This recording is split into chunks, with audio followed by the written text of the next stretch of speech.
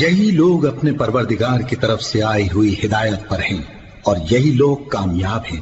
جو لوگ کافر ہیں انہیں تم نصیحت کرو یا نہ کرو ان کے لیے برابر ہے، وہ ایمان نہیں لانے کے۔ اللہ نے ان کے دلوں اور کانوں پر مہر لگا رکھی ہے اور ان کی آنکھوں پر پردہ پڑا ہوا ہے اور ان کے لیے بڑا عذاب تیار ہے۔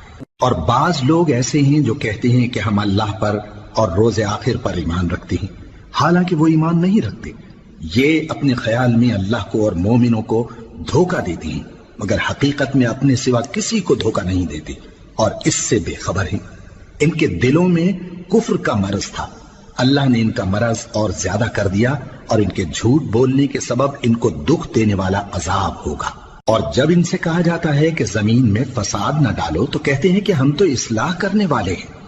دیکھو یہ بلا شبہ مفسد ہیں لیکن خبر نہیں رکھتے۔ اور جب ان سے کہا جاتا ہے کہ جس طرح